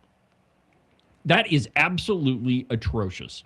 And you would, like we covered yesterday, you would be hard pressed to find like where he was wrong. And if he actually did violate the law in the way that the media is reporting that he did, he wouldn't be the U.S. attorney. He would be being prosecuted. But when it's Hunter Biden, oh my God, oh, you poor thing, you're a drug addict, and we're just so sorry for everything that happened to you. That's the victim mentality. It is. And don't buy into this, it's both sides bull crap, because it's not. Generally speaking, and I mean, there are people on the right that do some bad stuff, but when you compare the two, it is generally speaking not the conservatives that are snorting cocaine off the backsides of hookers. I mean, that's generally speaking not the conservatives. But I mean, it absolutely blows my mind. And and the number one thing in that video that should have raised the hair on the back of your neck is, oh, I'm suffering like Christ did. Oh my God. No, that's in no way is that even close. Yeah, in one way you suffer for righteousness. Yeah, it's not him. That's a very different suffering. Very different. There's a level of injustice. And I think that's what frustrates a lot of us as candidates is if the press would just be honest. Yeah, if they would just tell the truth. They don't. Then maybe more people would understand. It's hard to be hated for no real reason. Yeah, well, and here's another thing too. Try to have a press outlet that just reports the truth, the facts on the ground. I'm not talking about this program. Actually, I'm referring to the Open Range Record. You report the facts, and people are so used to digesting what the leftist media puts out, which is biased at the very best. They're so used to that when you report the facts, you're immediately branded as conservative. I've gotten a lot of phone calls. It's like, hey, why are you beating up on Megan Felder? We're not. We're reporting the truth. As Clarence Thomas said, it is the truth, period. That is the most important thing. And, if there were something that we found that Brent Bean did, you're darn straight we would report it. But we haven't found anything because I don't think that there's anything there. But just try to report the truth and be a media outlet at the same time and see what happens to you. I think that's one of the things that's most impressive about Trump is how many years has he been investigated by everybody 6 ways from Sunday, and what have they found? If there was anything there, they would have found it. He's the most investigated guy on the planet. And if you don't think that all of these media outlets are searching high and low, trying to find every little nugget that they can on every single conservative, you're sadly mistaken, because they are. Most of them are working overtime, trying to find anything that they can, because most of the really bad stuff happens on the left. And, you don't really have to look that far to find it. I mean, I've got, take Nancy Case, for example. I have got a soundbite archive of him. Any one of the things that he said in there is pretty darn incriminating. Now, I'm not talking about illegal. I'm saying incriminating politically. But if you swap that around, and I guess maybe we could take some of the things, all right, maybe some of the things that you've said on the floor, Ken, you could twist them into be, somehow negative. But if you take them Who would in ever context, do that? We'd take the, who was it? The Oil City News that printed that article about you that absolutely took you out of context. Well, almost every article about me does that to some degree. Okay, fair point. Frankly, yeah. All right. Well, we've pretty much burned up another busy broadcast day. We'll be back tomorrow. And wait a minute. Don't hit the music yet. Tomorrow, we've got a very different interview. A new friend of mine, his name's David. He is one of the editors for Guns and Ammo magazine. And we're going to talk about his adventure helicoptering into landlocked federal property. And this was a big story several months ago. But we're going to have him in the studio, or at least we're supposed to. So very different program tomorrow. But make sure that you don't miss it. And we'll see you Thursday at 8 a.m. from the base of the Bighorns. I'm David Iverson, and this is